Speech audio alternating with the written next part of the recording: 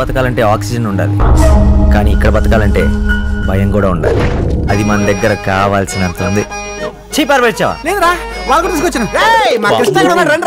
ప్రేమ కదన్నా, ప్రేమ ఎదురా చూడరా, ఇదిగో ఇది ఉందే, దీనికి మనకి అస్సలు పడదు. ఉన్న పడంగా వీక్ స్పెల్లింగ్ చెప్పరా. ఈ వీక్ దా లాస్ట్ వీక్ దా.